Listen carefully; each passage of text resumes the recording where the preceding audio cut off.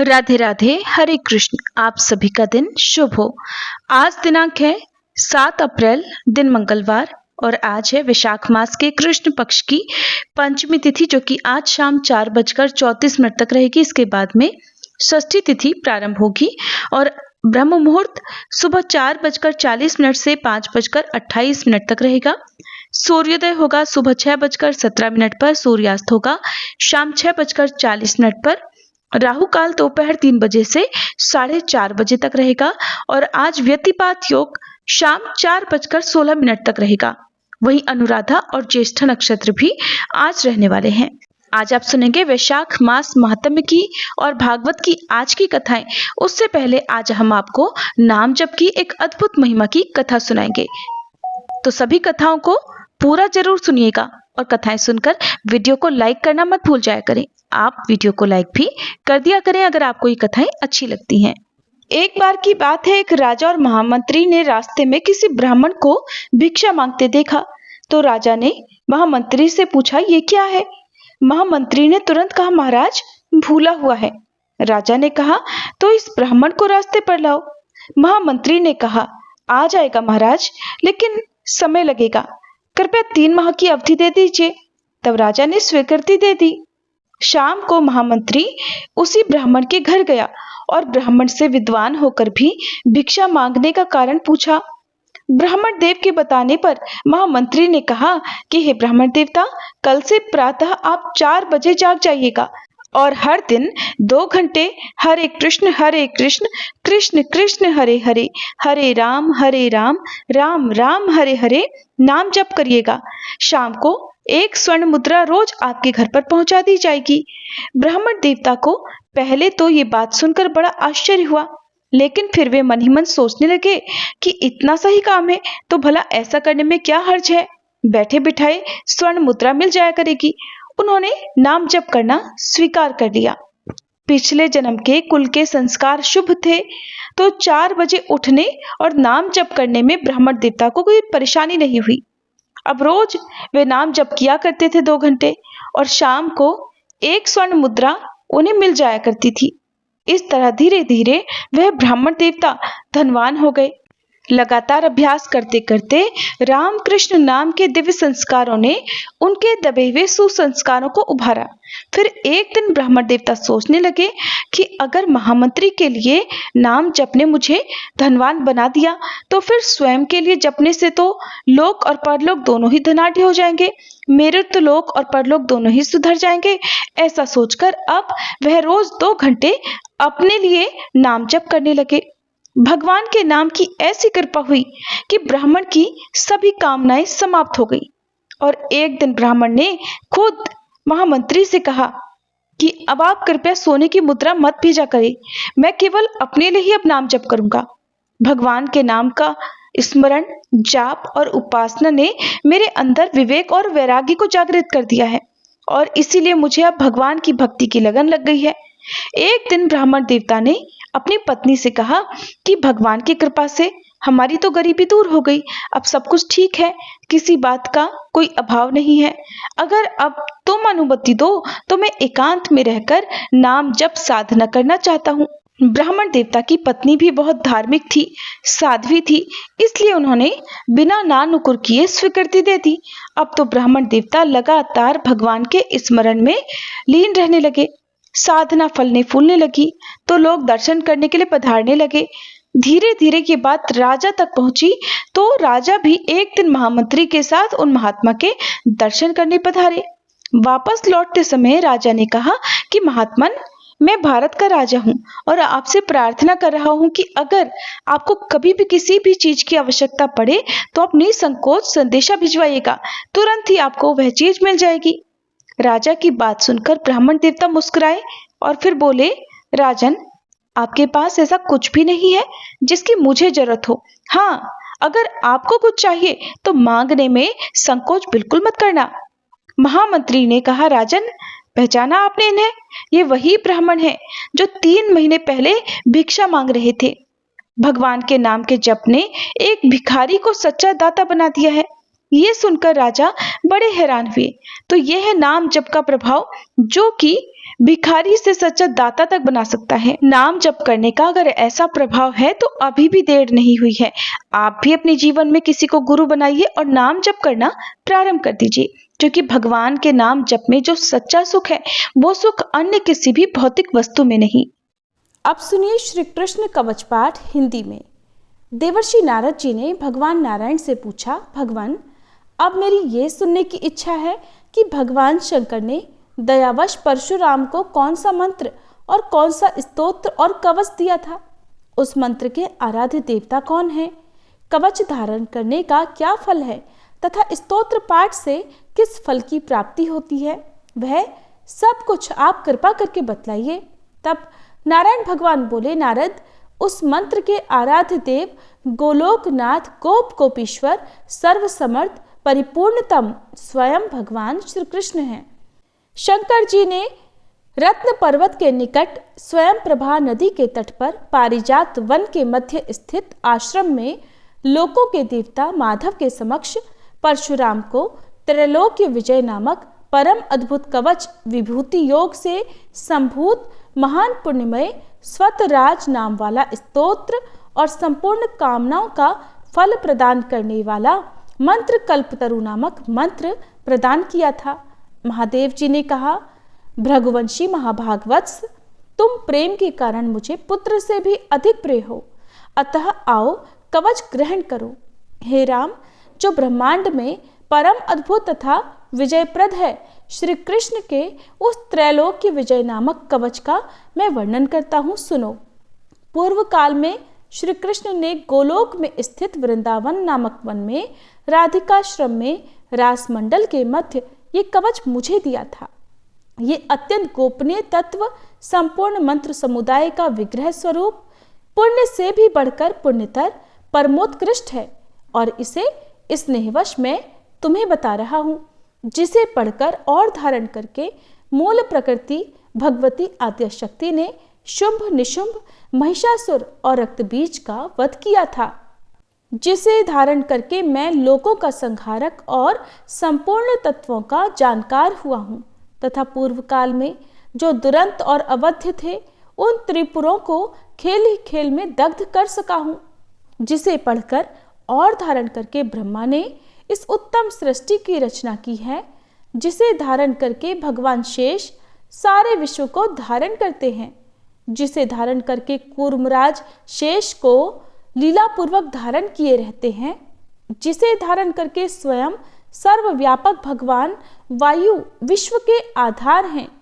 जिसे धारण करके वरुण सिद्ध और कुबेर धन के स्वामी हुए हैं, जिसे पढ़कर एवं धारण करके स्वयं इंद्र देवताओं के राजा बने हैं, जिसे धारण करके तेजो राशि स्वयं सूर्य भुवन में प्रकाशित होते हैं, जिसे पढ़कर एवं धारण करके चंद्रमा महान बल और पराक्रम से संपन्न हुए हैं, जिसे पढ़कर एवं धारण करके महर्षि अगस्त्य सातों समुद्रों को पी गए और उनके तेज से वातापी नामक दैत्य को पचा गए, जिसे पढ़कर एवं धारण करके पृथ्वी देवी सबको धारण करने में समर्थ हुई हैं, जिसे पढ़कर एवं धारण करके गंगा स्वयं पवित्र होकर भुवनों को पावन करने वाली बनी है, जिसे धारण करके धर्मात्माओं में श्रेष्ठ धर्म लोकों के साक्षी बने हैं, जिसे धारण करके सरस्वती देवी संपूर्ण विद्याओं की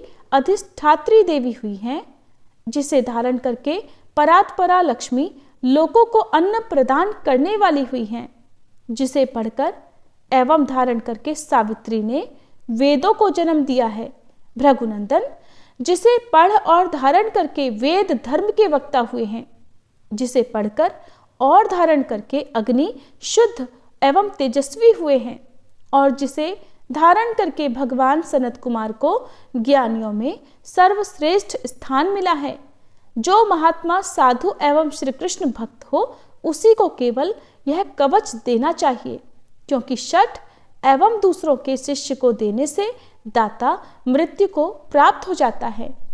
इस त्रैलोक्य विजय कवच के प्रजापति ऋषि हैं, गायत्री छंद हैं, स्वयं रासेश्वर देवता हैं और त्रैलोक्य की विजय प्राप्ति में इसका विनियोग कहा गया है।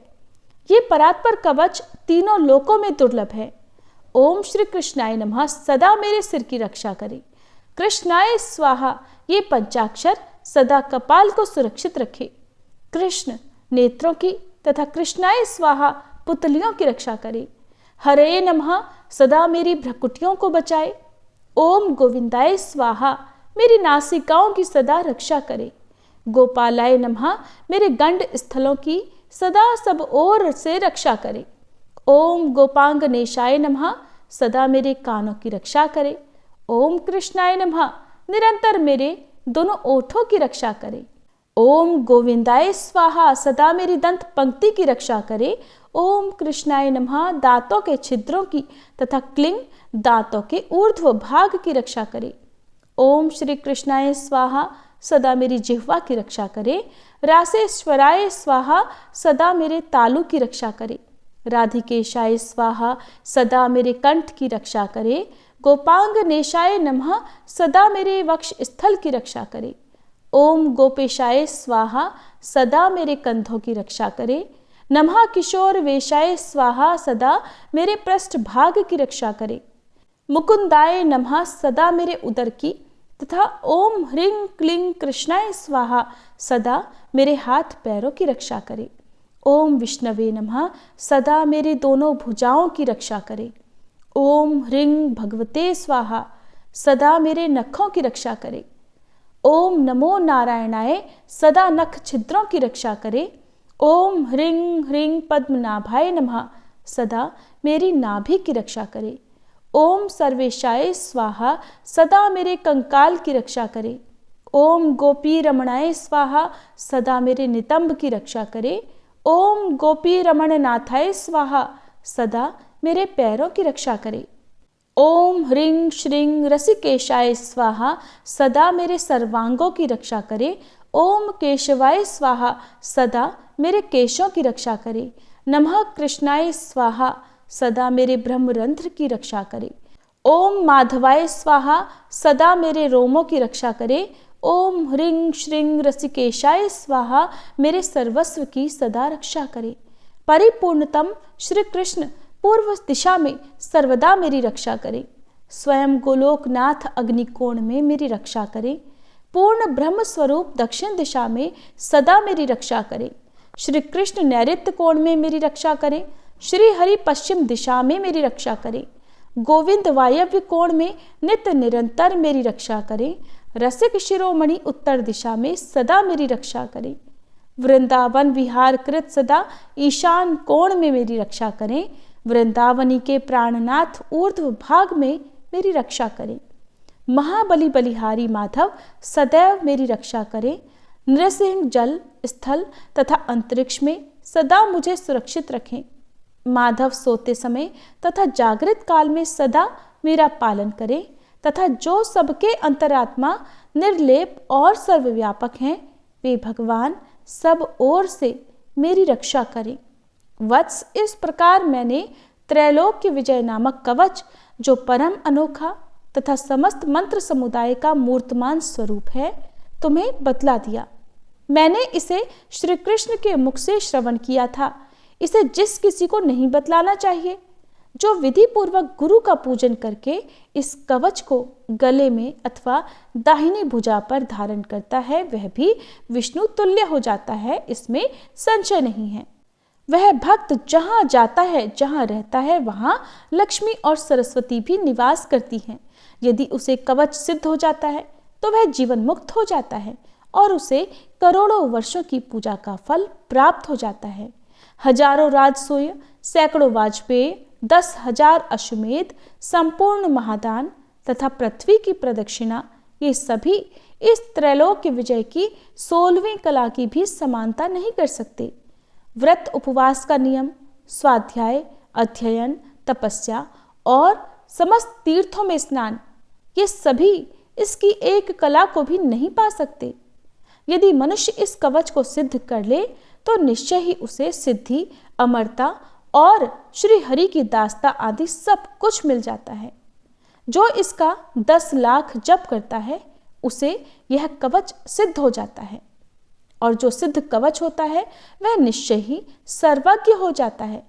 परंतु जो इस कवच को जाने बिना श्री कृष्ण का भजन करता है उसकी बुद्धि अत्यंत मंद है। उसे करोड़ों कल्पों तक जप करने पर भी मंत्र सिद्धिदायक नहीं होता।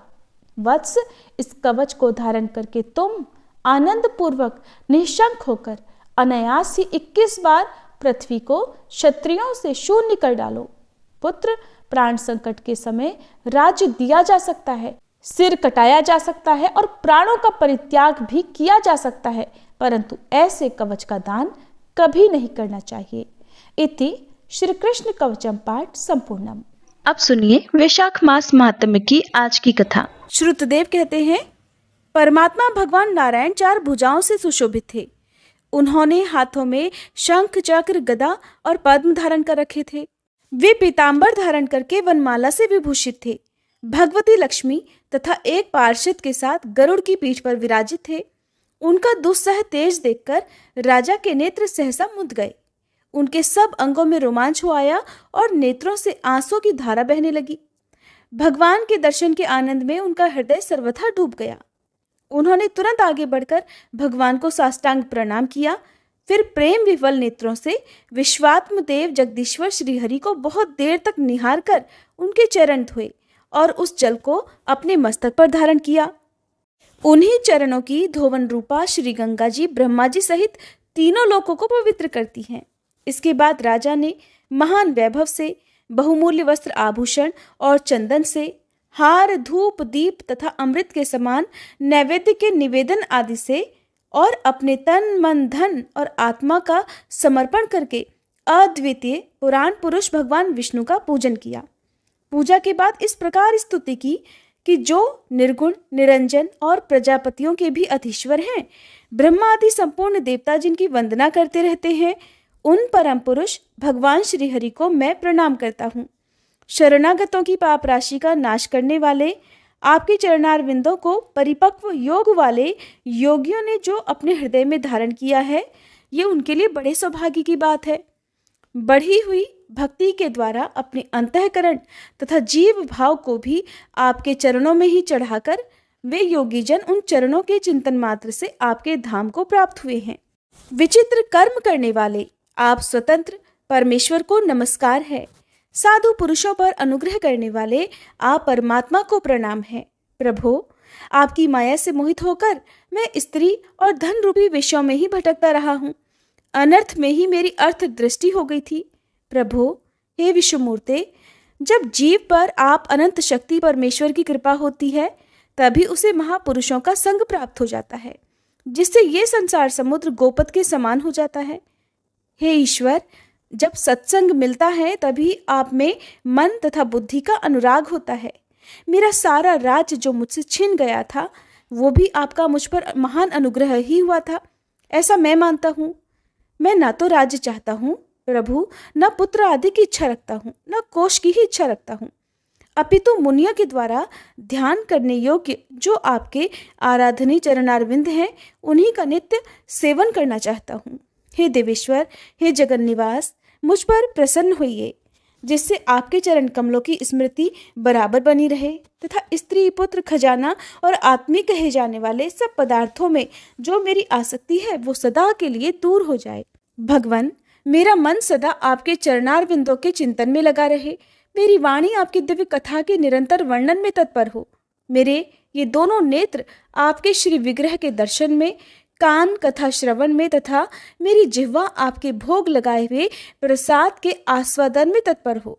प्रभु, मेरी नासिका आपके चरण कमलों की तथा आपके भक्तजनों के गंध विलेपन आदि की सुगंध लेने में, दोनों हाथ आपके मंदिर में झाड़ू आदि लगाने की सेवा में, दोनों पैर आपके तीर्थ और कथा स्थान की यात्रा करने में तथा मस्तक निरंतर आपको प्रणाम करने में संलग्न रहें। मेरी कामना आपकी उत्तम कथा में और बुद्धि आपका चिंतन करने में तत्पर हो। मेरे घर पर पधारे हुए मुनियों द्वारा आपकी उत्तम कथा का वर्णन तथा आपकी महिमा का गान होता रहे और इसी में मेरे सारे दिन बीते। हे विष्णु, एक क्षण तथा आधे पल के लिए भी ऐसा प्रसंग कभी ना आए जो आपकी चर्चा से रहित हो।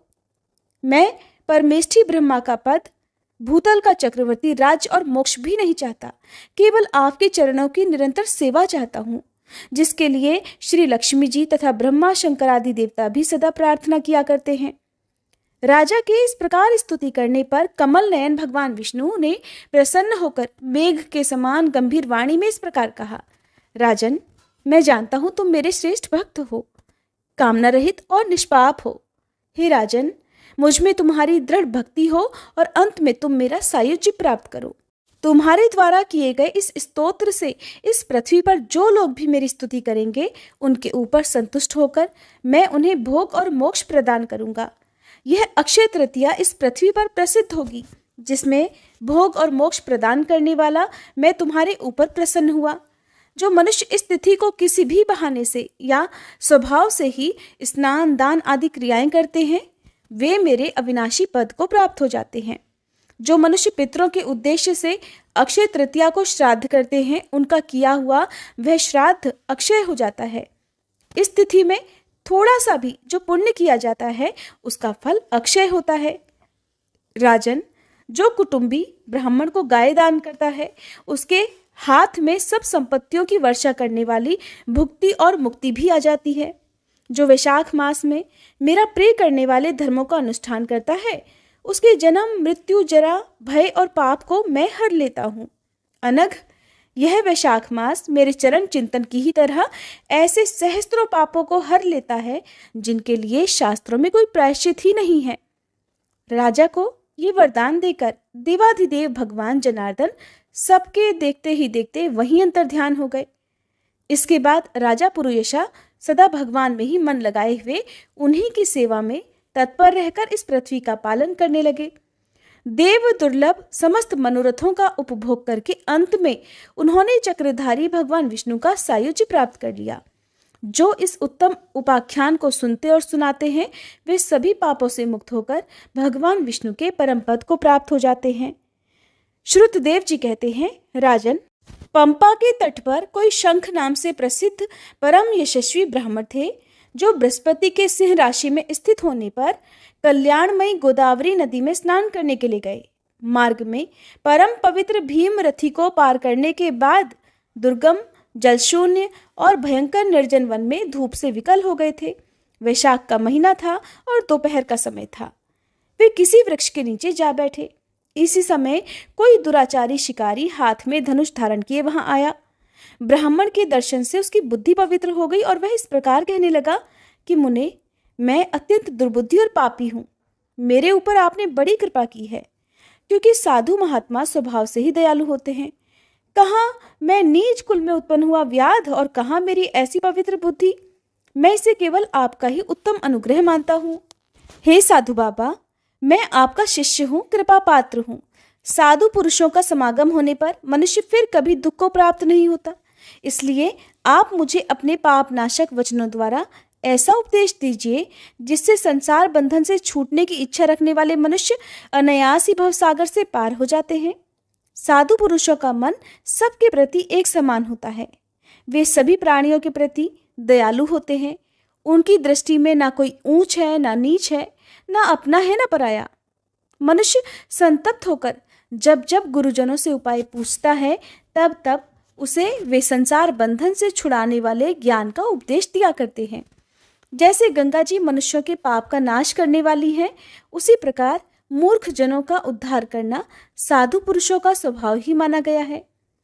व्याध के ये वचन सुनकर शंख ने कहा, व्याध, अगर तुम कल्याण चाहते हो तो वैशाख मास में भगवान विष्णु को प्रसन्न और संसार समुद्र से पार करने वाले जो दिव्य धर्म बताए गए हैं, उनका पालन करो। मुनिश्रेष्ठ शंख उस समय प्यास से बहुत कष्ट पा रहे थे। दोपहर के समय उन्होंने सुंदर सरोवर में स्नान किया और युगल वस्त्र धारण करके मध्याह्न काल की उपासना पूरी की। फिर देव पूजा करने के बाद व्याध के लाए हुए श्रमहारी और स्वादिष्ट कैथ का फल खाया। जब वे खा पीकर सुखपूर्वक विराजमान हुए, उस समय व्याध ने हाथ जोड़कर कहा कि मुने, किस कर्म से मेरा तपोमय व्याध कुल में जन्म हुआ और किससे ऐसी सद्बुद्धि तथा महात्मा की संगति प्राप्त हो गई। प्रभु, अगर आप ठीक समझें तो मैंने जो कुछ भी पूछा है वो तथा अन्य जानने योग्य बातें भी मुझे बताइए। व्याध के ऐसा पूछने पर शंख बोले, हे व्याध, पूर्व जन्म में तुम वेदों के पारंगत विद्वान ब्राह्मण थे। शाकल्य नगर में तुम्हारा जन्म हुआ था। तुम्हारा गोत्र श्रीवत्स और नाम स्तंभ था। उस समय तुम बड़े तेजस्वी समझे जाते थे, किंतु आगे चलकर किसी वेश्या में तुम्हारी आसक्ति हो गई। उसके संग दोष से तुमने नित्य कर्मों को त्याग दिया और शूद्र की तरह घर आकर रहने लगे। यद्यपि तुम सदाचार शून्य, दुष्ट तथा धर्म कर्मों के त्यागी थे, तो भी उस समय तुम्हारी ब्राह्मण पत्नी कांतिमती ने वेश्या सहित तुम्हारी सेवा की। वह सदा तुम्हारा प्रिय करने में लगी रहती थी। वह तुम दोनों के पैर धोती, दोनों की आज्ञा का पालन करती और दोनों से नीचे आसन पर सोया करती थी। इस प्रकार वेश्या सहित पति की सेवा करती हुई उस दुखिनी ब्राह्मणी का इस धरती पर बहुत सारा समय बीत गया। फिर एक दिन उसके पति ने मूली सहित उड़द खाया और तिल मिश्रित निष्पाव भक्षण किया। उस अपथ्य भोजन से उसका मुंह और पेट चलने लगा। उसे बड़ा भयंकर भगंदर रोग हो गया और वह उस रोग में दिन रात जलने लगा। जब तक घर में धन रहा तब तक वह वेश्या भी वहीं टिकी रही। उसका सारा धन लेकर पीछे उसने भी उसका घर छोड़ दिया। वेश्या तो क्रूर और निर्दयी होती ही है, उसे छोड़कर किसी दूसरे के पास चली गई।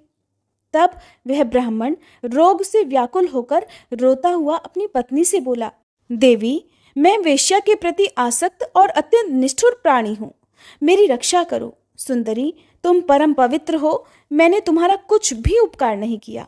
कल्याणी, जो पापी और निंदित मनुष्य अपनी विनीत पत्नी का आदर नहीं करता, वह 15 जन्मों तक नपुंसक होता है। महाभागे, दिन रात साधु पुरुष उसकी निंदा किया करते हैं। तुम साध्वी और पतिव्रता हो, मैं तुम्हारा अनादर करके पाप योनि में गिरूंगा। तुम्हारा अनादर करने से जो तुम्हारे मन में क्रोध हुआ होगा, उससे मैं दग्ध हो चुका हूँ। अपने पति की ऐसी बात सुनकर वह पतिव्रता हाथ जोड़कर बोली, प्राणनाथ, आप मेरे प्रति किए हुए व्यवहार को लेकर दुख मत मानिए, लज्जा का भी अनुभव मत कीजिए। मेरा आपके ऊपर बिल्कुल भी क्रोध नहीं है जिससे आप अपने आप को दग्ध हुआ बतलाते हैं। पूर्व जन्म में किए हुए पाप ही इस जन्म में दुख रूप होकर आते हैं। जो उन दुखों को धैर्यपूर्वक सहन करती है वही स्त्री साध्वी मानी जाती है और वही पुरुष श्रेष्ठ समझा जाता है। वह उत्तम वर्ण वाली स्त्री अपने पिता और भाइयों से धन मांगकर लाई और उसी से अपने पति का पालन करने लगी। उसने अपने पति को साक्षात क्षीर सागर निवासी विष्णु ही माना। वह दिन रात पति के मलमूत्र साफ करती और उसके शरीर में पड़े हुए कष्टदायक कीड़ों को धीरे धीरे नाखून से खींचकर निकालती थी। ब्राह्मणी न रात में सोती थी न दिन में। अपने पति के दुख से संतप्त होकर वह दुखिनी सदा इस प्रकार प्रार्थना किया करती थी कि प्रसिद्ध देवता और पितर मेरे स्वामी की रक्षा करें, इन्हें रोगहीन और निष्पाप कर दें। मैं पति के आरोग्य के लिए चंडिका देवी को भैंस का दही और उत्तम अन्न चढ़ाऊंगी। भगवान गणेश की प्रसन्नता के लिए मोदक बनवाऊंगी। 10 शनिवारों को उपवास करूंगी और मीठा तथा घी नहीं खाऊंगी। बस मेरे पति रोगहीन होकर 100 वर्ष तक जिए। इस प्रकार वह स्त्री हर दिन देवताओं से प्रार्थना किया करती थी। उन्हीं दिनों कोई देवल नामक महात्मा वहां आए। विशाख मास में धूप से पीड़ित होकर सायंकाल के समय उस ब्राह्मण के घर में उन्होंने पदार्पण किया। ब्राह्मणी ने महात्मा के चरण धोकर उस जल को मस्तक पर चढ़ाया और धूप से कष्ट पाए हुए महात्मा को पीने के लिए मीठा शरबत दिया। प्रातःकाल सूर्योदय होने पर मुनि जैसे आए थे वैसे ही चले गए। थोड़े ही समय में इसके बाद ब्राह्मण को सन्निपात हो गया। ब्राह्मणी सौंठ, मिर्च और पीपल लेकर जब उसके मुंह में डालने लगी तब उसने अपनी पत्नी की अंगुली काट ली। उसके दोनों दांत सहसा सट गए और ब्राह्मणी की अंगुली का वह कोमल टुकड़ा उसके मुंह में ही रह गया। अंगुली काटकर उस वेश्या का ही चिंतन करता हुआ वह ब्राह्मण अंत में मर गया। तब उसकी पत्नी कांतिमती ने कंगन बेचकर बहुत सारा ईंधन खरीदा और चिता बनाकर वह साध्वी पति के साथ उसमें जा बैठी। उसने पति के रोगे शरीर का गाढ़ आलिंगन करके उसके साथ अपने आप को भी चिता में जला दिया। शरीर त्याग कर वह सहसा भगवान विष्णु के धाम में चली गई। उसने वैशाख मास में जो देवल मुनि को शरबत पिलाया था और उनके चरणों तक को सिर पर लगाया था। इससे उसको योगी गम्य परम पद की प्राप्ति हुई। तुमने अंतकाल में वेश्या का चिंतन करते हुए शरीर त्याग दिया था, इसलिए इस घोर व्याध के शरीर में आए हो और हिंसा में आसक्त होकर सबको परेशान करते हो। तुमने वैशाख मास में मुनि को शरबत देने के लिए ब्राह्मणी को आज्ञा दी थी। उसी पुण्य से आज व्याध होने पर भी तुम्हें सब सुखों के एकमात्र साधन धर्म विषयक प्रश्न पूछने के लिए ये उत्तम बुद्धि प्राप्त हुई है। तुमने जो सब पापों को हरने वाले मुनि के चरणों तक को अपने सिर पर धारण किया था, उसी का ये फल है कि वन में तुम्हें मेरा संग मिला है। इसके बाद ब्राह्मण शंख ने उस व्याध को वैशाख मास महात्म्य की एक कथा सुनाई। उस कथा को सुनकर एक सर्प का उद्धार हुआ। वह सर्प कौन था, किस प्रकार से उसका उद्धार हुआ और वैशाख मास महात्म्य श्रवण से व्याध का वाल्मीकि होने का वर्णन आप अगले अध्याय में सुनेंगे। आप सुनिए आज की भागवत कथा। भगवान श्री कृष्ण उद्धव जी से कहते हैं कि हे उद्धव, इन दुष्ट इंद्रियों से विषयों को मत भोगो। आत्म विषयक अज्ञान से प्रतीत होने वाला सांसारिक भेदभाव भ्रम मूलक ही है, ऐसा समझो। असाधु पुरुष गर्दन पकड़कर बाहर निकाल दे, वाणी द्वारा अपमान करें, उपहास करें, निंदा करें, मारे, पीटे, बांधे, आजीविका छीन ले, ऊपर थूक दे या तरह तरह से विचलित करें, निष्ठा से डिगाने का प्रयास करें, उनके किसी भी उपद्रव से क्षुब्ध नहीं होना चाहिए, क्योंकि वे तो बेचारे अज्ञानी हैं, उन्हें परमार्थ का तो पता ही नहीं है। इसलिए जो अपने कल्याण का इच्छुक है, उसे सभी कठिनाइयों से अपनी विवेक बुद्धि द्वारा ही, किसी बाह्य साधन से नहीं, अपने को बचा लेना चाहिए। उद्धव जी ने कहा, भगवान, आप समस्त वक्ताओं के शिरोमणि हैं। मैं इस दुर्जनों से किए गए तिरस्कार को अपने मन में अत्यंत असह्य समझता हूँ। इसलिए जैसे मैं इसको समझ सकूं, आपका उपदेश जीवन में धारण कर सकूं, वैसे हमें बतलाइए। विश्वात्मन, जो आपके भागवत धर्म के आचरण में प्रेम पूर्वक संलग्न है, जिन्होंने आपके चरण कमलों का ही आश्रय ले रखा है, उन शांत पुरुषों के अलावा बड़े बड़े विद्वानों के लिए भी दुष्टों के द्वारा किया हुआ तिरस्कार सह लेना तो बड़ा कठिन है, क्योंकि प्रकृति अत्यंत बलवती है। श्री सुखदेव जी कहते हैं, परीक्षित, वास्तव में भगवान की लीला कथा ही सुनने योग्य है। वे ही प्रेम और मुक्ति के दाता हैं। जब उनके परम प्रेमी भक्त उद्धव जी ने इस प्रकार प्रार्थना की, तब यदुवंश विभूषण भगवान ने उनके प्रश्न की प्रशंसा करके उनसे इस प्रकार कहा, देवगुरु बृहस्पति के शिष्य उद्धव जी, इस संसार में प्रायः ऐसे संत पुरुष नहीं मिलते जो दुर्जनों के कटु वचनों से बिंधे हुए अपने हृदय को संभाल सके। मनुष्य का हृदय मर्म भेदी बाणों से बिंधने पर भी उतनी पीड़ा का अनुभव नहीं करता जितनी पीड़ा उसे दुष्ट जनों के दिल दुखाने वाली और कठोर वाणी पहुंचाती है। उद्धव जी, इस विषय में महात्मा लोग एक बड़ा पवित्र प्राचीन इतिहास कहा करते हैं। मैं वही तुम्हें सुनाऊंगा, तुम मन लगाकर उसे सुनो। एक भिक्षुक को दुष्टों ने बहुत सताया था। उस समय भी उसने अपना धैर्य नहीं छोड़ा और उसे अपने पूर्व जन्म के कर्मों का फल समझकर कुछ अपने मानसिक उद्गार प्रकट किए थे। उन्हीं का इस इतिहास में वर्णन है। प्राचीन समय की बात है। उज्जैन में एक ब्राह्मण रहा करता था। उसने खेती, व्यापार आदि करके बहुत सी धन संपत्ति इकट्ठा कर ली थी। वो बहुत ही कंजूस, कामी और लोभी था। क्रोध तो उसे बात बात में आ जाता था। उसने अपनी जाति, बंधुओं और अतिथियों को कभी मीठी बात से भी प्रसन्न नहीं किया। खिलाने पिलाने की तो बात ही क्या है। वो धर्म कर्म से रीते घर में, अर्थात धर्म कर्म से हीन घर में रहता और स्वयं भी अपनी धन संपत्ति के द्वारा समय पर अपने शरीर को भी सुखी नहीं करता था।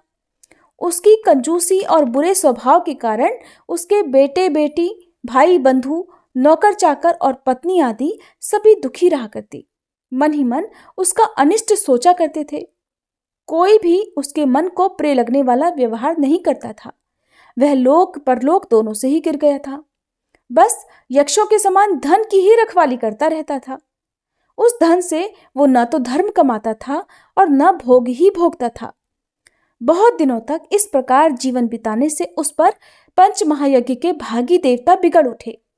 उदार उद्धव जी, पंच महायज्ञ के भागियों के तिरस्कार से उसके पूर्व पुण्यों का सहारा, जिसके बल से अब तक वह धन टिका हुआ था, जाता रहा और जिसे उसने बड़े परिश्रम से, बड़े उद्योग से इकट्ठा किया था, वो धन उसकी आंखों के सामने ही नष्ट भ्रष्ट हो गया।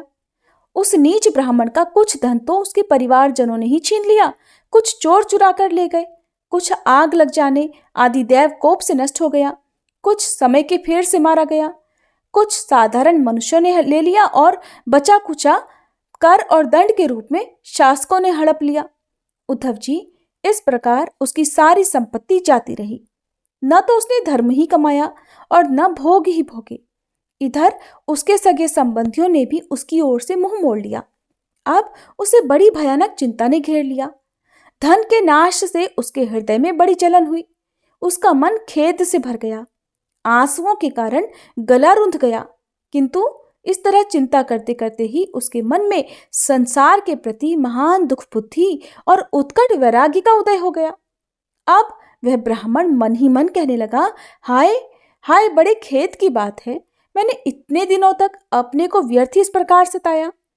जिस धन के लिए मैंने जी तोड़ परिश्रम किया, वो न तो धर्म कर्म में लगा और न मेरे सुख भोग के ही काम आया। प्रायः देखा जाता है कि कंजूस पुरुषों को धन से कभी सुख नहीं मिलता। इस लोक में तो वे धन कमाने और रक्षा की चिंता से ही जलते रहते हैं और मरने पर धर्म न करने के कारण नरक में जाते हैं। जैसे थोड़ा सा भी कोढ़ सर्वांग सुंदर स्वरूप को बिगाड़ देता है, वैसे ही थोड़ा सा भी लोभ यशस्वियों के शुद्ध यश और गुणियों के प्रशंसनीय गुणों पर पानी फेर देता है। धन कमाने में, कमा लेने पर, उसको बढ़ाने, रखने और खर्च करने में तथा उसके नाश और उपभोग में जहां देखो वहीं निरंतर परिश्रम, भय, चिंता और भ्रम का ही सामना करना पड़ता है। चोरी, हिंसा, झूठ बोलना, दंभ, काम, क्रोध, गर्व, अहंकार, भेद बुद्धि, वैर, अविश्वास, स्पर्धा, जुआ और शराब, लंपटता, ये 15 अनर्थ मनुष्यों में धन के कारण ही माने जाते हैं। इसलिए कल्याणकामी पुरुष को चाहिए कि स्वार्थ और परमार्थ के विरोधी अर्थ नामधारी अनर्थ को दूर से ही छोड़ दे। भाई, बंधु, स्त्री, पुत्र, माता पिता, सगे संबंधी जो इसने बंधन से बंधकर बिल्कुल एक हुए रहते हैं, सब के सब कौड़ी के कारण इतने दूर हो जाते हैं कि तुरंत एक दूसरे के शत्रु बन जाते हैं। ये लोग थोड़े से धन के लिए भी क्षुब्ध और क्रुद्ध हो जाते हैं। बात ही बात में सौहार्द संबंध छोड़ देते हैं, लाग डांट रखने लगते हैं और एकाएक प्राण लेने देने पर भी उतारू हो जाते हैं। यहाँ तक कि एक दूसरे का सर्वनाश भी कर डालते हैं। देवताओं के भी प्रार्थनीय मनुष्य जन्म को और उसमें भी श्रेष्ठ ब्राह्मण शरीर प्राप्त करके जो उसका अनादर करते हैं और अपने सच्चे स्वार्थ परमार्थ का नाश करते हैं, वे अशुभ गति को प्राप्त होते हैं। ये मनुष्य शरीर मोक्ष और स्वर्ग का द्वार है। इसको पाकर भी ऐसा कौन बुद्धिमान मनुष्य है जो अनर्थों के धाम धन के चक्कर में फंसा रहे। जो मनुष्य देवता, ऋषि, पितर, प्राणी, जाति, भाई, कुटुंबी और उनके दूसरे भागीदारों को उनका भाग देकर संतुष्ट नहीं रखता और न स्वयं ही उसका उपभोग करता है, वह यक्ष के समान धन की रखवाली करने वाला कृपण तो अवश्य ही अधोगति को प्राप्त होता है। मैं अपने कर्तव्य से च्युत हो गया हूं। मैंने प्रमाद में अपनी आयु, धन और बल पौरुष खो दिए। विवेकी लोग जिन साधनों से मोक्ष तक प्राप्त कर लेते हैं, उन्हीं को मैंने धन इकट्ठा करने की व्यर्थ चेष्टा में खो दिया। अब बुढ़ापे में मैं कौन सा साधन करूंगा? मुझे मालूम नहीं होता कि बड़े बड़े विद्वान भी धन की व्यर्थ तृष्णा से निरंतर क्यों दुखी होते रहते हैं। हो न हो अवश्य ही ये संसार किसी की माया से अत्यंत मोहित हो रहा है। ये मनुष्य शरीर काल के विकराल गाल में पड़ा हुआ है। इसको धन से, धन देने वाले देवताओं और लोगों से, भोग वासनाओं और उनको पूर्ण करने वालों से तथा पुनः पुनः जन्म मृत्यु के चक्कर में डालने वाले सकाम कर्मों से लाभ ही क्या है? इसमें संदेह नहीं कि सर्वदेव स्वरूप भगवान मुझ पर प्रसन्न है, तभी तो उन्होंने मुझे इस दशा में पहुंचाया है और मुझे जगत के प्रति ये दुख, बुद्धि और वैराग्य दिया है। वस्तुतः वैराग्य ही इस संसार सागर से पार होने के लिए नौका के समान है। मैं अब ऐसी अवस्था में पहुंच गया हूं, यदि मेरी आयु शेष हो तो मैं आत्मलाभ में ही संतुष्ट रहकर अपने परमार्थ के संबंध में सावधान हो जाऊंगा और अब जो समय बच गया है उसमें अपने शरीर को तपस्या के द्वारा सुखा डालूंगा। तीनों लोकों के स्वामी देवगण मेरे इस संकल्प का अनुमोदन करें। अभी निराश होने की कोई बात नहीं है, क्योंकि राजा खटवांग ने तो 2 घड़ी में ही श्रीमद् भगवत धाम की प्राप्ति कर ली थी। भगवान श्री कृष्ण कहते हैं, उद्धव जी, उस उज्जैन निवासी ब्राह्मण ने मन ही मन इस प्रकार निश्चय करके मैं और मेरेपन की गांठ खोल दी। इसके बाद वह शांत होकर मौनी सन्यासी हो गया। अब उसके चित्त में किसी भी स्थान, वस्तु या व्यक्ति के प्रति आसक्ति नहीं रही। उसने अपने मन, इंद्रिय और प्राणों को वश में कर लिया। वह पृथ्वी पर स्वच्छंद रूप से विचरने लगा। वो भिक्षा के लिए नगर और गांवों में जाता जरूर था, परंतु इस प्रकार जाता था कि कोई उसे पहचान नहीं सकता था। उद्धव जी, वह भिक्षुक अवधूत बहुत बूढ़ा हो गया था। दुष्ट उसे देखते ही टूट पड़ते और तरह तरह से उसका तिरस्कार करके उसे तंग किया करते। कोई उसका दंड छीन लेता, कोई भिक्षा पात्र ही झटक कर ले जाता, कोई कमंडल उठा ले जाता, तो कोई आसन, रुद्राक्षमाला और कंथा ही लेकर भाग जाता। कोई तो उसकी लंगोटी और वस्त्र को ही इधर उधर डाल दिया करते। कोई कोई वे वस्तुएं देकर और कोई दिखला दिखलाकर फिर छीन लेते। जब वह अवधूत मधुकरी मांग कर लाता और बाहर नदी तट पर भोजन करने बैठता, तो पापी लोग कभी उसके सिर पर मूत्र विसर्जन कर देते, कभी थूक देते। वे लोग उस मौनी अवधूत को तरह तरह से बोलने के लिए विवश करते, और जब वो इस पर भी नहीं बोलता तो उसे पीटते।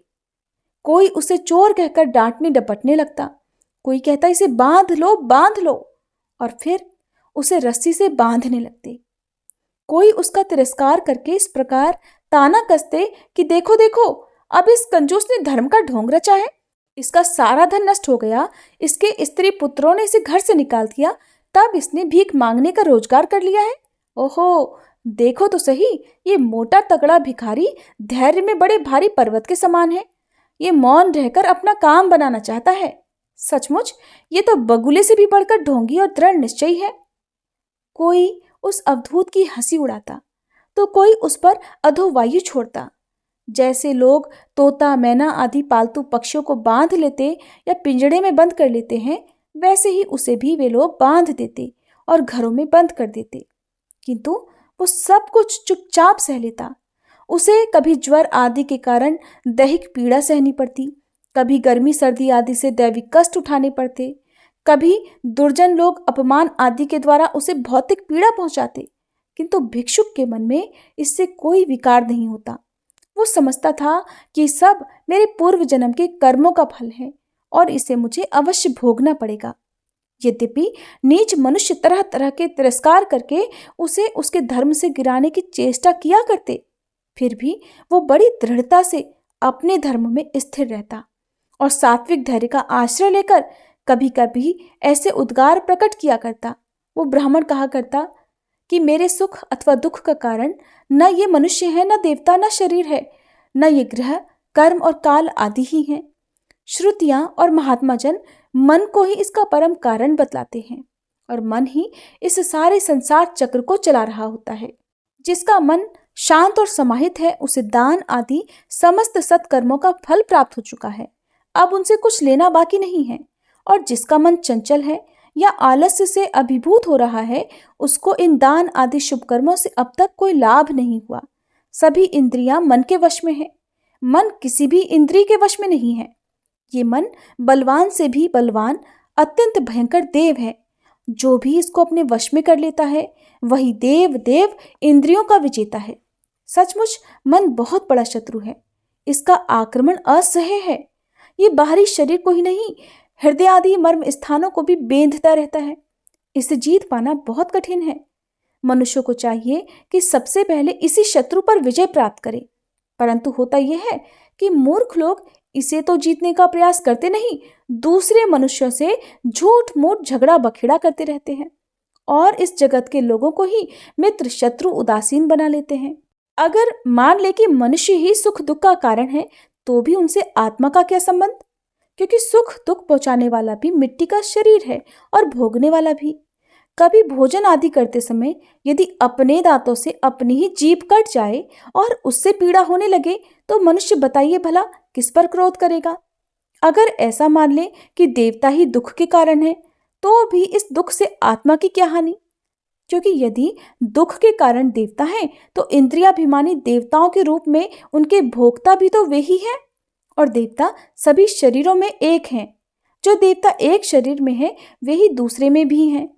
ऐसी दशा में यदि अपने ही शरीर के किसी एक अंग से दूसरे अंग को चोट लग जाए तो भला किस पर क्रोध किया जाएगा? यदि ऐसा माने कि आत्मा ही सुख दुख का कारण है तो वह तो अपना आप ही है, कोई दूसरा नहीं, क्योंकि आत्मा से अलग तो कुछ और है ही नहीं। अगर कुछ दूसरा प्रतीत होता है तो वह मिथ्या है। इसलिए न सुख है न दुख, फिर क्रोध कैसा? क्रोध का निमित्त ही क्या? यदि ग्रहों का सुख दुख का निमित्त माने तो फिर उनसे भी अजन्मा आत्मा की क्या हानि? उनका प्रभाव भी जन्म मृत्युशील शरीर पर ही होता है। ग्रहों की पीड़ा तो उनका प्रभाव ग्रहण करने वाले शरीर को ही होती है और आत्मा उन ग्रहों और शरीर से सर्वथा परे है। तब भला वह किस पर क्रोध करे? जो इस बात को जान लेता है वो फिर किसी भी भय के निमित्त से भयभीत नहीं होता। बड़े बड़े प्राचीन ऋषि मुनियों ने इस परमात्म निष्ठा का ही आश्रय ग्रहण किया है। मैं भी इसी का आश्रय ग्रहण करूंगा और मुक्ति तथा प्रेम के दाता भगवान के चरण कमलों की सेवा के द्वारा ही इस दुरंत अज्ञान सागर को अनायास ही पार कर लूंगा। भगवान श्री कृष्ण कहते हैं, उद्धव जी, उस ब्राह्मण का धन क्या नष्ट हुआ? उसका तो सारा क्लेश ही दूर हो गया। अब वह संसार से विरक्त हो गया और संन्यास लेकर पृथ्वी में स्वच्छंद घूमने लगा। यद्यपि दुष्टों ने उसे बहुत सताया, फिर भी वो अपने धर्म में अटल रहा, तनिक भी विचलित नहीं हुआ। उस समय वह मौनी अवधूत मन ही मन इस प्रकार का गीत गाया करता था, उद्धव जी, इस संसार में मनुष्य को कोई भी दूसरा सुख या दुख नहीं देता, ये तो उसके चित्त का भ्रम मात्र ही है। ये सारा संसार और इसके भीतर मित्र उदासीन और शत्रु के भेद अज्ञान कल्पित हैं। इसलिए प्यारे उद्धव, अपनी वृत्तियों को मुझ में तन्मय कर दो और इस प्रकार अपनी सारी शक्ति लगाकर मन को वश में कर लो और फिर मुझ में ही नित्य युक्त होकर स्थित हो जाओ। बस सारे योग साधन का इतना ही सार संग्रह है। ये भिक्षु का गीत क्या है? मूर्तिमान ब्रह्म ज्ञान निष्ठा ही है। जो पुरुष एकाग्र चित्त से इसे सुनता, सुनाता और धारण करता है वो कभी सुख दुख आदि द्वंद्वों के वश में नहीं होता। उनके बीच में भी वो सिंह के समान दहाड़ता ही रहता है। श्री सुखदेव जी कहते हैं, परीक्षित, अब उद्धव जी योग मार्ग का पूरा पूरा उपदेश प्राप्त कर चुके थे। भगवान श्री कृष्ण की बात सुनकर उनकी आंखों में आंसू उमड़ आए। प्रेम की बाढ़ से गला रुंध गया। चुपचाप हाथ जोड़े रह गए और फिर उनसे कुछ नहीं बोला गया। उनका मन प्रेमावेश से विह्वल हो रहा था। फिर उन्होंने बड़े धैर्य से उसे रोका और अपने आप को अत्यंत सौभाग्यशाली अनुभव करते हुए सिर से यदुवंश शिरोमणि भगवान श्री कृष्ण के चरणों को स्पर्श किया। फिर हाथ जोड़कर उनसे ये प्रार्थना की कि प्रभु, आप माया और ब्रह्मा आदि के भी मूल कारण हैं। मैं मोह के महान अंधकार में भटक रहा था। आपके सत्संग से वह सदा के लिए भाग गया। भला जो अग्नि के पास पहुंच गया उसके सामने क्या शीत, अंधकार और उसके कारण होने वाला भय ठहर सकता है? भगवान, आपकी मोहिनी माया ने मेरा ज्ञान दीपक छीन लिया था, किंतु आपने कृपा करके फिर अपने सेवक को वह लौटा दिया। आपने मेरे ऊपर महान अनुग्रह की वर्षा की है। ऐसा कौन होगा जो आपके इस कृपा प्रसाद का अनुभव करके भी आपके चरण कमलों की शरण छोड़ दे और किसी दूसरे का सहारा ले? महायोगेश्वर, मेरा आपको नमस्कार है। अब आप कृपा करके मुझ शरणागत को ऐसी आज्ञा दीजिए जिससे आपके चरण कमलों में मेरी अनन्य भक्ति बनी रहे। भगवान श्री कृष्ण बोले, उद्धव जी, अब तुम मेरी आज्ञा से बद्री वन में चले जाओ। वो मेरा ही आश्रम है। वहां मेरे चरण कमलों के धोवन गंगा जल का स्नान पान के द्वारा सेवन करके तुम पवित्र हो जाओगे। अलकनंदा के दर्शन मात्र से तुम्हारे सारे पाप ताप नष्ट हो जाएंगे। प्रिय उद्धव, तुम वहां वृक्षों की छाल पहनना, वन के कंद मूल फल खाना और किसी भोग की अपेक्षा न रखकर निष्प्रह वृत्ति से अपने आप में मस्त रहना। सर्दी गर्मी सुख दुख जो कुछ भी आ पड़े उसे सम रहकर एक समान रहकर सह लेना। स्वभाव सौम्य रखना, इंद्रियों को वश में रखना, चित्त शांत रहे, बुद्धि समाहित रहे और तुम स्वयं मेरे स्वरूप के ज्ञान और अनुभव में डूबे रहना। मैंने तुम्हें जो कुछ शिक्षा दी है उसका एकांत में विचार पूर्वक अनुभव करते रहना। अपनी वाणी और चित्त मुझ में ही लगाए रहना और मेरे बतलाए हुए भागवत धर्म में प्रेम से रम जाना। अंत में तुम त्रिगुण और उनसे संबंध रखने वाली गतियों को पार करके उनसे परे मेरे परमार्थ स्वरूप में मिल जाओगे। श्री सुखदेव जी कहते हैं, परीक्षित, भगवान श्री कृष्ण के स्वरूप का ज्ञान संसार के भेद भ्रम को छिन्न भिन्न कर देता है। जब उन्होंने स्वयं उद्धव जी को ऐसा उपदेश किया तो उन्होंने उनकी परिक्रमा की और उनके चरणों पर सिर रख दिया। इसमें संदेह नहीं कि उद्धव जी संयोग वियोग से होने वाले सुख दुख के जोड़ से परे थे, क्योंकि वे भगवान के निर्द्वंद चरणों की शरण ले चुके थे। फिर भी वहां से चलते समय उनका मन प्रेमावेश से भर गया। उन्होंने अपने नेत्रों की झरती हुई अश्रुधारा से भगवान के चरण कमलों को भिगो दिया। परीक्षित, भगवान के प्रति प्रेम करके फिर उसका त्याग करना संभव नहीं है। उन्हीं के वियोग की कल्पना से उद्धव जी कातर हो गए, उनका त्याग करने में समर्थ ही नहीं हुए। बार बार विह्वल होकर मूर्छित होने लगे। कुछ समय के बाद उन्होंने भगवान श्री कृष्ण के चरणों की पादुकाएं अपने सिर पर रख ली और बार बार भगवान के चरणों में प्रणाम करके वहां से प्रस्थान किया।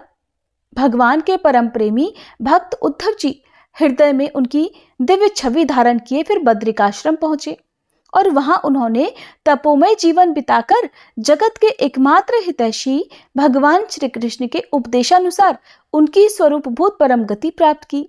राजा परीक्षित ने पूछा, भगवान, जब महाभागवत उद्धव जी बद्रीवन को चले गए तब भूत भावन भगवान श्री कृष्ण ने फिर द्वारका में क्या लीला रची? प्रभु, यदुवंश शिरोमणि भगवान श्री कृष्ण ने अपने कुल के ब्रह्म शाप ग्रस्त होने पर सबके नेत्र आदि इंद्रियों के परम प्रिय अपने दिव्य श्री विग्रह की लीला का संवरण कैसे किया? भगवान, जब स्त्रियों के नेत्र उनके श्री विग्रह में लग जाते थे तब वे उन्हें वहां से हटाने में असमर्थ हो जाती थी। जब संत पुरुष उनकी रूप माधुरी का वर्णन सुनते हैं तब वह श्री विग्रह कानों के रास्ते प्रवेश करके उनके चित्त में गड़ सा जाता है, वहां से हटना ही नहीं जानता। उनकी शोभा कवियों की काव्य रचना में अनुराग का रंग भर देती है और उनका सम्मान बढ़ा देती है। इसके संबंध में तो कहना ही क्या है। महाभारत युद्ध के समय जब वे हमारे दादा अर्जुन के रथ पर बैठे हुए थे, उस समय जिन योद्धाओं ने उसे देखते देखते शरीर त्याग किया, उन्हें सारूप्य मुक्ति मिल गई।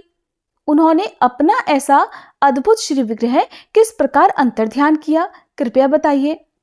श्री सुखदेव जी कहते हैं, परीक्षित, जब भगवान श्री कृष्ण ने देखा कि आकाश, पृथ्वी और अंतरिक्ष में बड़े बड़े उत्पात अपशगुन हो रहे हैं, तब उन्होंने सुधर्मा सभा में उपस्थित सभी यदुवंशियों से ये बात कही। श्रेष्ठ यदुवंशियों, ये देखो, द्वारका में बड़े बड़े भयंकर उत्पात होने लगे हैं। ये साक्षात यमराज जी की ध्वजा के समान हमारे महान अनिष्ट के सूचक हैं। अब हमें यहाँ घड़ी दो घड़ी भी नहीं ठहरना चाहिए। स्त्रियां, बच्चे और बूढ़े यहाँ से शंखोद्धार क्षेत्र में चले जाएं और हम लोग प्रभास क्षेत्र में चलें। आप सब जानते हैं कि वहां सरस्वती पश्चिम की ओर बहकर समुद्र में जा मिली हैं।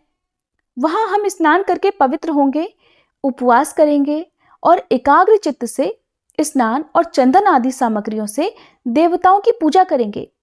वहां स्वस्ति वाचन के बाद हम लोग गौ, भूमि, सोना, वस्त्र, हाथी, घोड़े, रथ और घर आदि के द्वारा महात्मा ब्राह्मणों का सत्कार करेंगे। ये विधि सब प्रकार के अमंगलों का नाश करने वाली और परम मंगल की जननी है। श्रेष्ठ यदुवंशियों, देवता, ब्राह्मण और गौओं की पूजा ही प्राणियों के जन्म का परम लाभ है। परीक्षित, सभी वृद्ध यदुवंशियों ने भगवान श्री कृष्ण की ये बात सुनकर तथास्तु कहकर उनकी बात स्वीकार कर ली और तुरंत नौकाओं से समुद्र पार करके रथों द्वारा प्रभास क्षेत्र की यात्रा की। वहां पहुंचकर यादवों ने यदुवंशी शिरोमणि भगवान श्री कृष्ण के आदेशानुसार बड़ी श्रद्धा और भक्ति से शांति पाठ आदि और सब प्रकार के मंगल कृत्य किए। ये सब तो उन्होंने किया, परंतु देव ने उनकी बुद्धि हट ली और वे उस मैरेयक नामक मदिरा का पान करने लगे, जिसके नशे से बुद्धि भ्रष्ट हो जाती है। वो पीने में तो अवश्य मीठी लगती है, किंतु परिणाम में सर्वनाश करने वाली है। उस तीव्र मदिरा के पान से सब के सब उन्मत्त हो गए और वे घमंडी वीर एक दूसरे से लड़ने झगड़ने लगे। सच पूछो तो वे सब श्री कृष्ण की माया से ही ऐसा कर रहे थे। उस समय वे क्रोध से भरकर एक दूसरे पर आक्रमण करने लगे और धनुष, बाण, तलवार, भाले, गदा, तोमर और रिष्टि आदि अस्त्र शस्त्रों से वहां समुद्र तट पर ही एक दूसरे से भिड़ गए। मतवाले यदुवंशी रथों, हाथियों, घोड़ों, गधों, ऊंटों, खच्चरों, बैलों, भैंसों और मनुष्यों पर भी सवार होकर एक दूसरे को बाणों से घायल करने लगे, मानो जंगली हाथी एक दूसरे पर दांतों से चोट कर रहे हों। सबकी सवारियों पर ध्वजाएं फहरा रही थी। पैदल सैनिक भी आपस में उलझ रहे थे। प्रद्युम्न सांब से, अक्रूर भोज से, अनिरुद्ध सात्यकी से, सुभद्र संग्रामजीत से, भगवान श्री कृष्ण के भाई गद उसी नाम के उनके पुत्र से और सुमित्र सुरथ से युद्ध करने लगे। ये सभी बड़े भयंकर योद्धा थे और क्रोध में भरकर एक दूसरे का नाश करने पर तुल गए थे। इनके अलावा निषठ, उल्मुख, सहस्त्रजित, शतजित और भानु आदि यादव भी एक दूसरे से भिड़ गए। भगवान श्री कृष्ण की माया ने इन्हें अत्यंत मोहित तो कर ही रखा था, इधर मदिरा के नशे ने भी इन्हें अंधा बना दिया था। दाशार, वृषणी, अंधक, भोज, सात्वत, मधु, अर्बुद, माथुर, शूरसेन, विसर्जन, कुकुर और कुंती आदि वंशों के लोग सौहार्द और प्रेम को भुलाकर आपस में मारकाट मचाने लगे। मूर्खतावश पुत्र पिता का, भाई भाई का, भांजा मामा का, नाती नाना का, मित्र मित्र का, सुहृद सुहृद का, चाचा भतीजे का और एक गोत्र वाले आपस में एक दूसरे का खून करने लगे। अंत में जब उनके सब बाण समाप्त हो गए, धनुष टूट गए और सभी शस्त्र भी नष्ट भ्रष्ट हो गए, तब उन्होंने अपने हाथों से ही समुद्र तट पर लगी हुई एरका नाम की घास उखाड़नी शुरू करी। ये वही घास थी जो ऋषियों के शाप के कारण उत्पन्न हुए लोह में मूसल के चूरे से पैदा हुई थी। हे राजन, उनके हाथों में आते ही वो घास वज्र के समान कठोर मुद्गरों के रूप में बदल गई। अब वे रोष में भरकर उसी घास के द्वारा अपने विपक्षियों पर प्रहार करने लगे। भगवान श्री कृष्ण ने उन्हें मना किया तो उन्होंने उनको और बलराम जी को भी अपना शत्रु समझ लिया।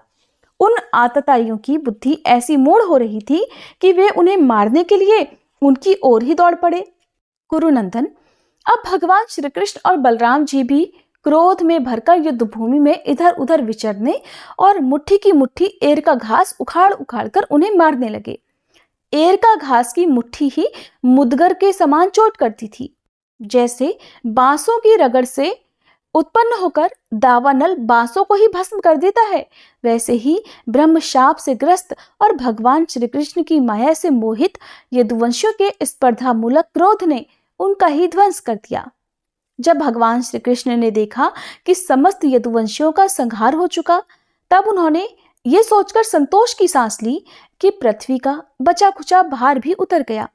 परीक्षित, बलराम जी ने समुद्र तट पर बैठकर एकाग्र चित्त से परमात्म चिंतन करते हुए अपने को आत्म स्वरूप में ही स्थिर कर लिया और मनुष्य शरीर छोड़ दिया। जब भगवान श्री कृष्ण ने देखा कि मेरे बड़े भाई बलराम जी परम पद में लीन हो गए, तब वे एक पीपल पेड़ के तले जाकर चुपचाप धरती पर ही बैठ गए।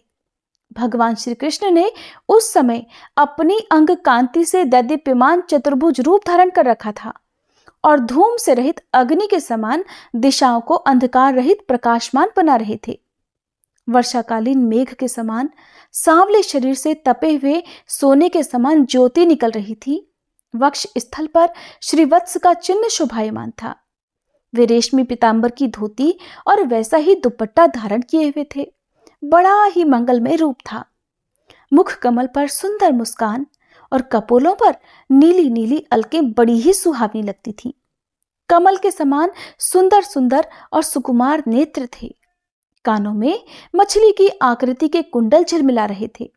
कमर में करधनी, कंधे पर यज्ञोपवीत, माथे पर मुकुट, कलाइयों में कंगन, बाहों में बाजूबंद, वक्ष स्थल पर हार, चरणों में नुपुर, अंगुलियों में अंगूठियां और गले में कौस्तुभमणि शोभायमान हो रही थी। घुटनों तक वनमाला लटकी हुई थी। शंख, चक्र, गदा आदि आयुध मूर्तिमान होकर प्रभु की सेवा कर रहे थे। उस समय भगवान अपनी दाहिनी जांघ पर बायां चरण रखकर बैठे हुए थे। लाल लाल तलवा रक्त कमल के समान चमक रहा था। परीक्षित, जरा नाम का एक बहेलिया था। उसने मूसल के बचे हुए टुकड़े से अपने बाण की गांसी बना ली थी। उसे दूर से भगवान का वह लाल लाल तलवा हिरन के मुख के समान लगा और उसने उसे सचमुच हिरन समझकर अपने उसी बाण से बींध दिया। जब वो पास आया तब उसने देखा कि अरे, ये तो चतुर्भुज पुरुष हैं। अब तो वह अपराध कर चुका था, इसीलिए डर के मारे कांपने लगा और दैत्य दलन भगवान श्री कृष्ण के चरणों पर सिर रखकर धरती पर गिर पड़ा।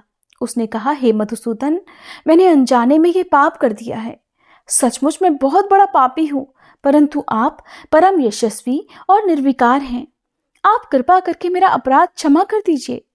सर्वव्यापक सर्वशक्तिमान प्रभु, महात्मा लोग कहा करते हैं कि आपके स्मरण मात्र से मनुष्यों का अज्ञान अंधकार नष्ट हो जाता है।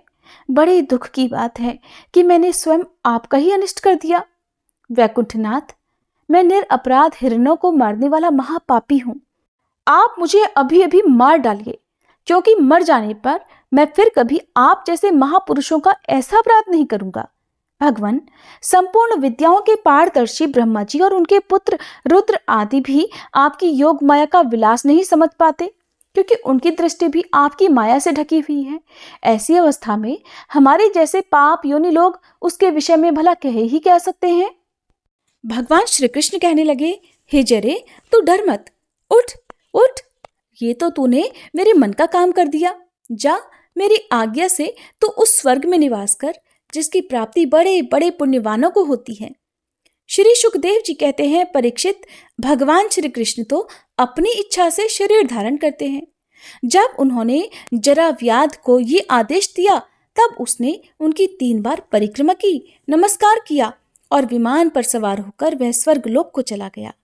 भगवान श्री कृष्ण का सारथी दारुक इधर उनके स्थान का पता लगाता हुआ उनके द्वारा धारण की हुई तुलसी की गंध से युक्त वायु सूंघकर और उससे उनके आसपास ही होने के स्थान का अनुमान लगाकर सामने की ओर गया। दारुक ने वहां जाकर देखा कि भगवान श्री कृष्ण एक पीपल के पेड़ के नीचे आसन लगाए बैठे हैं। असह्य तेज वाले आयुध मूर्तिमान होकर उनकी सेवा में संलग्न हैं। उन्हें देखकर दारुक के हृदय में प्रेम की बाढ़ आ गई। आंखों से आंसुओं की धारा बहने लगी। वो रथ से कूदकर भगवान के चरणों में गिर पड़ा। उसने भगवान से प्रार्थना की कि प्रभु, रात्रि के समय चंद्रमा के अस्त हो जाने पर राह चलने वाले की जैसी दशा हो जाती है, आपके चरण कमलों का दर्शन ना पाकर मेरी भी वैसे ही दशा हो गई है। मेरी दृष्टि नष्ट हो गई है, चारों ओर अंधेरा छा गया है। प्रभु, अब न तो मुझे दिशाओं का ज्ञान है और न मेरे हृदय में शांति ही है। परीक्षित, अभी दारुक इस प्रकार कह ही रहा था कि उसके सामने ही भगवान का गरुड़ ध्वज, रथ, पताका और घोड़ों के साथ आकाश में उड़ गया। उसके पीछे पीछे ही भगवान के सभी दिव्य आयुध भी चले गए। ये सब देखकर दारुक के आश्चर्य की सीमा नहीं रही। तब भगवान ने उससे कहा, दारुक, अब तुम द्वारका चले जाओ और वहां यदुवंशियों के पारस्परिक संहार, भैया बलराम जी की परम गति और मेरे स्वधाम गमन की बात कह देना। उनसे कहना कि अब तुम लोगों को अपने परिवार वालों के साथ द्वारका में नहीं रहना चाहिए। मेरे न रहने पर समुद्र उस नगरी को डुबो देगा। सब लोग अपनी अपनी धन संपत्ति, कुटुंब और मेरे माता पिता को लेकर अर्जुन के संरक्षण में इंद्रप्रस्थ चले जाएं। दारुक, तुम मेरे द्वारा उपदिष्ट भागवत धर्म का आश्रय लो और ज्ञाननिष्ठ होकर सबकी उपेक्षा कर दो और इस दृश्य को मेरी माया की रचना समझकर शांत हो जाओ। भगवान का ये आदेश पाकर दारुक ने उनकी परिक्रमा की और उनके चरण कमल अपने सिर पर रखकर बारंबार प्रणाम किया और फिर उसके बाद वो उदास मन से द्वारका के लिए चल पड़ा। और प्रिय भक्तजनों, इसके बाद जो कुछ भी हुआ वो आप सभी कल भागवत कथा के अंतिम अध्याय में जरूर सुनिएगा। अब सुनिए तुलसी माता की आरती। तुलसी महारानी नमो नमो, हरि की पटरानी नमो नमो। धन तुलसी पूरण तप कीनो, धन तुलसी पूरण तप कीनो। शालिग्राम बनी पटरानी नमो नमो, तुलसी महारानी नमो नमो। जाके पत्र मंजरी कोमल, जाके पत्र मंजरी कोमल, श्रीपति कमल चरण लपटानी, नमो नमो तुलसी महारानी, नमो नमो। धूप दीप नैवेद्य आरती, धूप दीप नैवेद्य आरती, पुष्पन की वर्षा वर्षानी, नमो नमो तुलसी महारानी, नमो नमो। 56 भोग 3600 व्यंजन, 56 भोग 3600 व्यंजन, बिन तुलसी हरि एक न मानी, नमो नमो बिन तुलसी हरि एक न मानी, नमो नमो तुलसी महारानी, नमो नमो। सभी सखी मैया तेरो यश गावे, सभी सखी मैया तेरो यश गावे, भक्ति दान दीजे महारानी, नमो नमो तुलसी महारानी, नमो नमो। हरि की पटरानी, नमो नमो तुलसी महारानी, नमो नमो। तुलसी मैया की जय।